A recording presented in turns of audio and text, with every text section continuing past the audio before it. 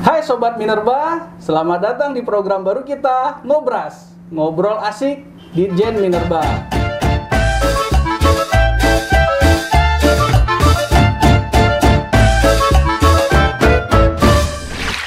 Pada acara ini, kita akan diskusi dan ngobrol bareng dengan teman-teman kita yang masih muda, yang inovatif dan profesional. Dan harapannya, ke depan nanti teman-teman ini yang akan menjadi pimpinan Minerba di masa mendatang. Dan pada acara ini akan dipandu oleh saya, Ade Haira.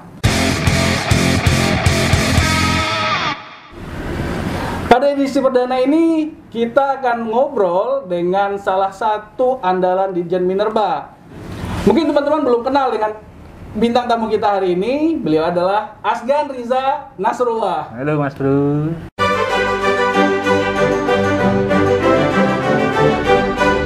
Apa kabar Mas Bro? Sehat? Sehat. Mungkin kurang-kurang familiar ya. Mungkin kalau misalnya boleh dibuka sedikit wajahnya, maskernya, supaya nanti kalau misalnya ketemu di jalan bisa bertegur sapa, bisa minta traktir. Itu kan udah masuk YouTube lah ya. Silakan Mas Asgan dibuka sebentar. Oke Sobat Minerba, sedikit soal Asgan. Asgan ini merupakan lulusan UGM tahun 2009, jurusan Kartografi and Remote Sensing. Kemudian gabung di Minerba pada tahun 2011. Ya, waktu kita bareng ya kan ya? Siap. Kemudian beliau menikah pada tahun 2012 dan kali ini kita nggak bareng. Gue dulu ya, Di? Lu duluan, okay. Lu duluan baru gua. Kemudian setelah itu melanjutkan kuliah di University of Twente, Belanda. Wah, gokil nggak tuh? Oke bro, kita langsung aja.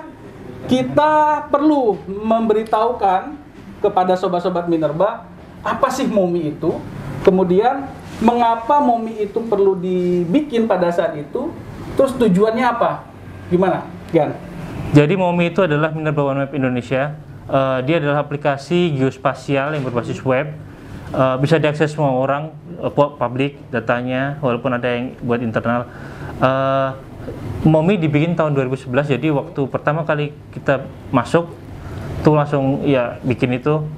Kenapa waktu itu bikin MOMI? Karena data itu masih terpecah-pecah tuh, dan data perizinan di Minerba itu masih Excel based, jadi nggak ada data geospasial yang jadi satu di database.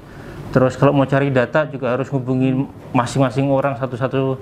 Nah itu menyusahkan gitu. Ya. Jadi dan waktu itu gue ingat tuh ya, kalau misalnya masih banyak karena tidak satu data, masih banyak perizinan yang tumpang tindih. Iya benar-benar. Jadi waktu itu ya itu karena kondisi itu nggak cuma di Minerba aja itu, tapi di pemerintah daerah juga sama kayak gitu.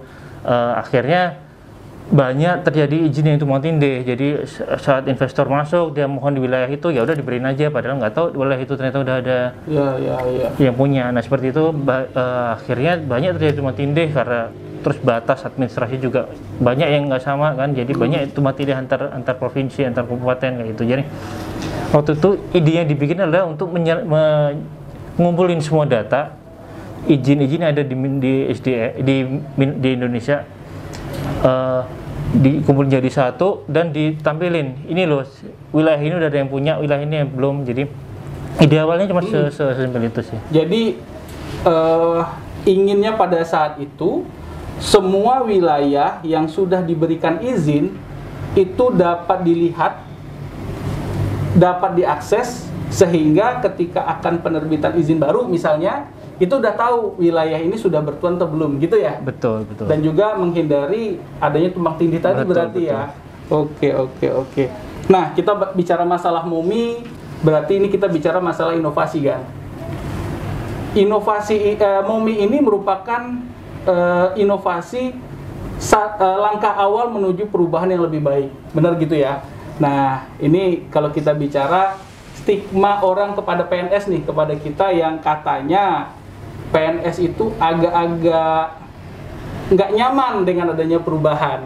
Nah, tim MOMI dulu, lu ketika mau bekerja inovasi untuk MOMI, itu respon lingkungan, respon dari pimpinan tuh gimana kan? Ya, to some extent itu benar ya, maksudnya kita sebagai PNS itu kan susah nih kalau mau perubahan itu kan juga agak apa namanya agak reluctant gitu kan. Tapi untungnya waktu itu pimpinan di Subdit gue sangat support. Jadi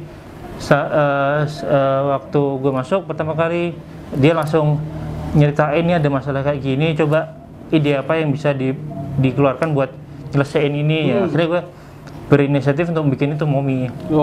Dan tuh akhirnya didukung juga sama teman-teman Subdit yang super hebat lah, saling suportif kan semuanya ya, jadi akhirnya jadi aja. Berarti MOMI ini memang kerja tim ya, bukan kerja satu orang ya? Kerja tim jelas itu. Nah, yang namanya kerja tim itu pasti orangnya banyak, kepalanya banyak, pasti alot tuh biasanya, karena punya ide sendiri, punya pemahaman sendiri. Nah, konflik-konflik yang dihadapi selama pengerjaan MOMI itu gimana sih kan? Gimana ya? Justru dengan banyak kepala, dengan banyak ide, dengan diskusi yang alot itu tuh justru menarik gitu. Itu pasti akan menjamin suatu produk jadi lebih baik karena kan nggak cukup tuh semua tuh dipikirin satu orang kan. Pasti ada yang kurang kan. Nah, selama itu diskusinya, pemikirannya objektif untuk tujuan yang sama, itu sih nggak masalah maksudnya. Ya wajar lah kita diskusi otot-ototan gitu kan ya menurut gue itu suatu kondisi yang justru asik gitu, karena diskusi kan. Berapa orang tuh yang terlibat pada saat itu? Berapa orang ya gue lupa, tapi yang jelas ada beberapa orang dari Subdit gue sendiri, terus ada beberapa orang dari eksternal, dari provider aplikasinya yang ikut membantu. Jadi itu selalu diskusi dan kita set goalnya sampai sejauh apa. Ya enaknya itu MOMI itu dibikin awal-awal saat belum ada ekspektasi apapun dari pimpinan, dari siapapun gitu. Jadi kita bisa tahu resource kita segini, sejauh apa goal yang mau kita mauin, kita bisa ukur sendiri itu. Jadi ekspektasinya ya kita bisa sendiri itu. Jadi itu yang enaknya waktu itu sih. Nah, di sini Sobat Minerba, kita punya beberapa dokumentasi nih, foto-foto lama lah istilahnya, pada saat proses MOMI ini sedang dikerjakan. Nah, mungkin bisa dilihat di sini, wow, ini timnya ya, Gan ya? Iya, iya. Nah, kita bisa lihat Asgan di sini masih imut-imut masih sangat muda ya, masih sehat ya. Ini ada Asgan, kemudian yang di tengah. Mungkin bisa diceritain ini siapa aja nih kan? Ada kayak bule-bule juga ini kan? Iya, iya, itu tetangga gue tuh, bule. Tetangga ya? Oh iya. Di Garut tuh, ya? Iya, iya, di Garut. Itu ada Jumbadi, ada Pak Hadi, ada Pak Nugroho, ada Pak Parianto, Pak Jati, Pak Terry. Ya, ini sebenarnya waktu di San Diego. Jadi waktu itu ini kenapa kita dapat penghargaan karena bukan di Minerba aja. Kebanyakan di negara berkembang itu data pertambangan masih sifatnya tertutup. Masih susah dicari lah kayak itu informasi. Nah, kita waktu itu bikin data itu jadi terbuka, jadi lebih accountable. Itu menurut mereka itu suatu achievement tersendiri lah gitu lah. Waktu itu gue inget tuh nggak cuman dari sini, jadi ada koran dari Singapura. Itu juga sempat wawancara kita masalah itu. Jadi menurut mereka itu data pertambangan di Indonesia kan selama ini masih tertutup tuh, masih ya carinya susah lah kayak gitu. Nah, ini sekarang tiba-tiba terbuka ya? Dan semua pakai satu sistem. Nah, itu sangat itu. Ini siapa nih kan? Kapan ya? Iya. Ini masih di San Diego ya? Gue cuma imut-imut lah itu. Iya. Belum mengenal dunia hitam ini. Iya. Lanjut, masih ada fotonya. Nah, wah ini kayaknya alot ini. Iya. Ini sampai lembur-lemburan ini sepertinya ya. Ini bisa cerita sedikit kan soal foto ini? Sebenarnya gue juga lupa ini di mana. Tapi waktu itu ini kita kelihatannya lagi dalam proses pengembangan MOMI untuk diadopsi di ESDM. secara keseluruhan. Jadi membuat MOMI ini terintegrasi dengan seluruh data di ESDM. Iya, ya lebih tepatnya mengadopsi MOMI untuk di sektor SDM. Kan MOMI kan cuma minerba nih. Oh, bisa berarti menjadi contoh deh, role model. Iya. Mantap dong. MOMI menjadi role model untuk ESDM. Kira-kira seperti itu. Gokil. MOMI ini kan sudah dapat banyak penghargaan, baik dalam negeri maupun luar negeri. Yang dalam catatan saya nih Gan, Special Achievement in GIS Award itu di California ya. Kemudian juara 1 kompetisi inovasi pelayanan publik ESDM, kemudian top 35 inovasi pelayanan publik. Wah, itu gokil parah tuh Gan. Nah, dengan capaian yang sedemikian hebat, menurut lu MOMI udah sempurna belum? Pertama-tama ya, gue aja sampai lupa itu capaian seperti itu. Maksudnya itu bukan suatu goal dari kita bikin kan. Goal dari bikin suatu aplikasi ini kan untuk mempermudahkan pelayanan kan, sebenarnya kan gitu.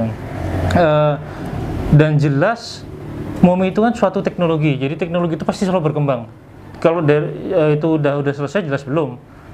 Banyak hal yang perlu kita kembangkan seiring dengan perubahan teknologi, dengan kebutuhan kita kan juga berubah kan, seperti itu. Ya masih banyak yang perlu kita kembangkan dari itu untuk mengikuti zaman. Berarti kembali lagi ke tujuan awal untuk memudahkan pelayanan. Penghargaan itu bisa dibilang sebagai suatu bonus lah ya, atau suatu reward kepada teman-teman yang sudah berusaha untuk mengerjakan MOMI ini ya. Nah, jujur nih Gang, gue secara pribadi salut sama timnya MOMI nih, yang isinya itu anak-anak muda yang memang inovatif, profesional. Nah, kalau kita bicara anak-anak muda dengan kondisi yang sekarang, yang kita udah tahu nih, sudah setahun kita kena pandemi COVID-19. Nah, buat anak-anak muda seperti lu, apa nih dampak pandemi ini terhadap pekerjaan lu? Sistem kerja lu jadinya gimana? Iya, udah setahun nih gitu, nggak ketemu berarti ini. Ketemu fisik ya, tapi kalau ketemu online sering deh kayaknya. Oh iya. Apa ya, jadi mungkin awal-awal kerasa ya, biasanya kita kan ketemu orang ini cuman di rumah terus, tapi dari ritme kerja sih sebenarnya nggak kerasa beda, karena di SDM sendiri kan semuanya udah online tuh. Kayak dari disposisi data, terus kalau kita butuh server juga kita bisa ngeremote servernya. Jadi menurut gue nggak ada masalah sih, masalah ada pandemi ini, cuman jadi perbedaannya cuman gimana kita bersosialisasi sama orang aja gitu. Kita misalnya ketemu orang, sekarang kan temunya cuma lewat Zoom, lewat Webex kayak gitu kan. Jadi cuman masalah itu sih untuk masalah apa tadi? Pekerjaan kantor berarti. Iya, pekerjaan kantor masalah ya. Untuk masalah inovasi atau apa itu kan masalah ke orangnya kan tuh kan. Jadi saat orangnya punya pemikiran yang bagus, punya pemikiran yang inovatif, itu perubahan kayak gitu itu sebenarnya nggak masalah gitu loh. Berarti fix udah bisa multitasking lah ya, ngerjaan kantor, nyambi rapat online, nyambi ngoprek-ngoprek MOMI, udah bisa lah. Sambil gendong anak. Ya, sambil gendong anak ya. Oke, mantap. Iya. Nah, tapi kita memang sadar ya, kondisi ini lambat laun pasti akan kita hadapi sebenarnya kan. Mungkin pandemi ini hanya sebagai pemantik aja ya. Iya. Jadi menurut gue juga sebenarnya teknologi ini kan berkembangnya ke arah situ kan. Jadi semuanya serba online, tatap muka atau ketemu langsung tuh akan berkurang. Jadi menurut gue juga pandemi ini ini cuma sebagai trigger gitu. Jadi untuk mempercepat kejadian itu. Memang tugas kita sih sebenarnya kan untuk nyiapin itu kan. Cuman karena dari pandemi, ya kita harus buru-buru ya sekarang nyiapin itu. Tapi ya pasti lambat laun itu akan terjadi. Jadi ya nggak ada salahnya disiapin sekarang. Betul. Toh ini juga ternyata memberikan manfaat yang baik bagi kita sebenarnya. Bagaimana cara kita menyikapinya aja sebenarnya kan. Betul ya. Walaupun beberapa sektor itu kan mesti terganggu kan gara-gara ini kan, kayak perdagangan kayak itu ya. Tapi kan kita bisa berubah ke online, walaupun Ya pasti ada lah yang terganggu, tapi pasti ada cara juga itu. Betul, Karena betul. ya nature-nya manusia itu kan ada beradaptasi, dan kalau nggak beradaptasi kita kan nggak bisa sampai sekarang nih. Kita udah Iya. punah dari dulu kan. Ya, betul, Pasti betul. itu bisa lah. Berarti konsepnya tetap learning by doing lah. Iya. Siap, siap. Nah, Gan, gue pernah baca nih laporan ILO tentang COVID-19 dan dampaknya bagi dunia kerja. Lu baca ILO juga nih? Iya, sesekali lah biar Iya, kelihatan iya. pinter ya. Katanya pandemi COVID-19 ini memberikan dampak yang kompleks bagi generasi muda. Ini kita Iya. bicara generasi muda. Utamanya masalah proses pengembangan diri. Jadi COVID-19 ini memberikan dampak dalam proses pengembangan diri. Lu sepakat nggak sih, Gan? Khususnya nih kalau kita bicara dari tadi itu masalah inovatif dan profesional. Menurut gue itu mungkin nggak cuma segenerasi muda, tapi lebih ke pekerja kali ya. Kadang di ILO kan. Iya jelas karena sebelumnya pengembangan diri itu banyak yang basisnya adalah ketemu langsung, nggak itu kita juga bisa praktek langsung, nggak itu. Sedangkan sekarang gara-gara pandemi semua kan serba online. Kayak orang kuliah aja mau praktek juga dia susah kan, nggak ada alatnya di rumah. Nah, iya pasti itu terdampak, Cuman ya kembali lagi tadi kan, manusia itu udah ahlinya untuk beradaptasi. Ya gue yakin pasti itu akan ya overcome gitu kita. Ya akhirnya bisa beradaptasi, bisa ya nggak masalah lagi gitu. Jadi intinya yang menentukan keberhasilan bagi kita, bagi para kaum muda untuk lebih adaptif itu seperti apa? Sebenarnya ya, menurut gue sendiri pribadi ya, bukan orang muda yang adaptif, tapi orang tua. Sebagai kita yang mungkin udah mulai beranjak steady dewasa gitu kan, gitu, kita udah mulai ya beranjak dewasa, udah mulai suka yang steady, yang nggak suka perubahan itu tuh yang justru harus berubah harus siap-siap dengan perubahan itu. Karena kalau anak muda itu kan emang udah nature-nya dia untuk merubah sesuatu kan.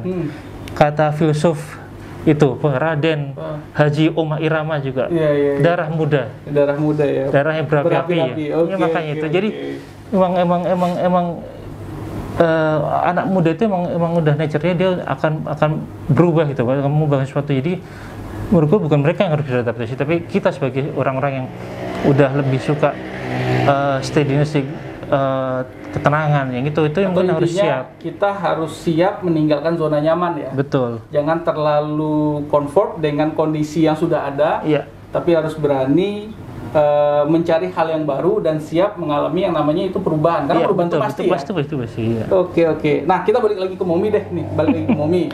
Ke depan Momi ini arahnya mau seperti apa? Ke depan sebenarnya kita nggak cuma mengembangkan Momi saat ini. Jadi ada Modi, Minerba Wanita. Oke. Itu tujuannya untuk mengkompil data-data yang sifatnya atributif. Jadi data-data atribut dari Momi kan banyak yang sebenarnya gini, Momi itu nggak kurang powerful lah buat nyimpen data-data yang sifatnya atribut itu loh, tabular gitu kan. Dia akhirnya kita bikin Modi yang tujuannya untuk menyimpan data-data yang tabular, data-data yang scan SK macam-macam itu di situ. Sedangkan Momi sendiri untuk melayani data-data yang sifatnya spasial. Oke. Dua aplikasi ini kita gabungkan sebagai single source of truth dari semua data yang ada di Minerba.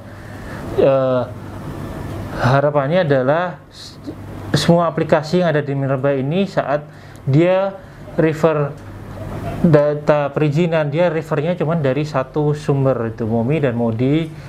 Jadi semua data itu konsisten dan akuntabel. Ini data ini didapat dari mana, terus siapa yang edit, sumbernya dari mana, itu akuntabel semua data. Jadi harapannya kita itu sih.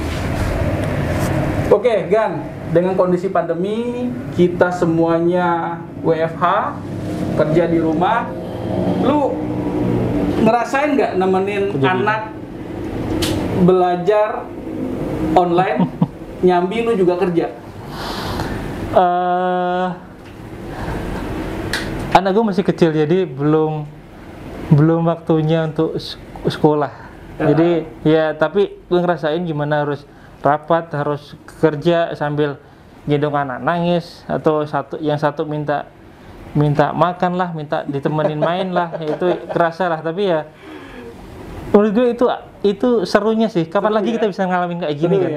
Ya positif ya, positifnya dari pandemi itu. Jadi kita bisa ngalamin kayak gitu. Iya.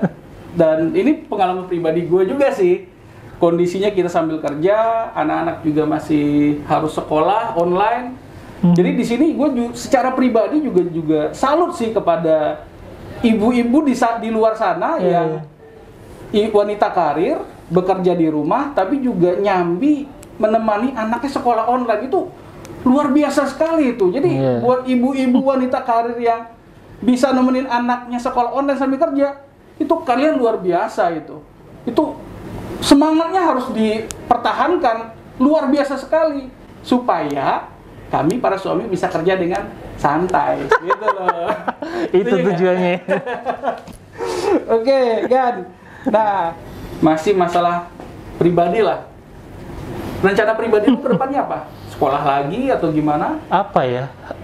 Untuk sekolah lagi mungkin masih mikir-mikir. Karena S3 itu kan apa ya, whole new level lah dari S2. S2 itu masih bisa main-main, bisa santai. S3 itu katanya harus fokus banget loh. Gue harus nyiapin mental untuk itu. Tapi kalau rencana di kantor sih, yaitu kita masih sebenarnya masih banyak hal yang pengen kita kembangin gitu. Jadi gue belum bisa ngomong di sini karena masih belum dieksekusi, dia itu kan jadi di grab bluffing atau apa ya. Ya. Jadi tapi banyak lah. Oke. Ya, semoga ya kita doain lah, semoga apa yang lu rencanakan, lu cita-citakan, baik itu untuk pribadi maupun untuk kantor, itu dapat terlaksana semua lah ya. Amin. Ya, untuk perubahan yang lebih baik lah ya. Oke, Gan, terakhir. Sebagai anak muda, lu punya pesan nggak? Pesan-pesan kepada Sobat Minerba yang juga anak muda nih. Silakan, Gan. Aduh, pesan, gue belum selevel Pak Habibie, jadi nggak berani ngasih pesan ya. Tapi apa ya? Anak muda itu kan nature-nya punya banyak ide kan, punya banyak sisi inovasinya sendiri lah. Jadi tenaganya masih berapi-api lah, banyak lah kayak gitu lah. Makanya itu alangkah baiknya jangan sampai malu lah untuk mengutarakan itu. Jadi maksudnya kalau ada ide diomongin aja sama pimpinannya, sama koleganya. Ini ada ide kayak gini dan gimana kita mau eksekusi bareng kayak gitu kan. Itu apa, dan ide itu nggak harus gede langsung gitu loh. Iya, kecil-kecil asal terstruktur dengan baik, itu tuh pasti akhirnya jadi juga gitu loh. Dan jangan lupa untuk selalu minta pendapat orang lain, itu utama. Karena kan benar kita punya energi yang banyak, kita punya ide yang banyak, cuman kan ilmu pengetahuan tentang sektor itu kan yang senior lebih paham kan, maksudnya ya gitu. Kolaborasi itu yakin deh itu pasti menghasilkan sesuatu yang bagus itu. Oke, apalagi kita harus step by step. Iya. Untungnya juga di Minerba itu kan apa, iklimnya lebih egaliter kan kita. Jadi antara junior dengan senior, dengan antara yang muda masuk sama yang udah lama masuk, itu lebih setara lah kita nggak terlalu sungkan lah. Jadi itu salah satu iklim lingkungan yang bagus juga sih untuk mengembangkan suatu inovasi itu thriving gitu. Oke, Gan, thank you banget. Seru nih ngobrol-ngobrolnya, cuman waktu kita memang terbatas. Ya, Bang Ade. Makasih Mas Asgan sudah bersedia hadir diskusi sharing sama kita semua. Jos. Walaupun maaf Pak, tidak dibayar ya. Iya. Gak ada anglopan nih berarti. Gak ada anglopan. Ini project ikhlas gitu. Yang penting kita semua dapat manfaat. Semua yang mendengar itu dapat mengambil hikmah dan poin-poin yang dapat memberikan perubahan kepada kita semua. Siap. Oke, semuanya terima kasih juga buat sobat-sobat Minerba yang sudah bersedia mendengarkan. Tetap sehat, tetap semangat, dan tetap berperan aktif inovatif dan profesional. Jumpa lagi nanti dalam acara Ngobras selanjutnya, ngobrol asik Ditjen Minerba. Salam. Halo.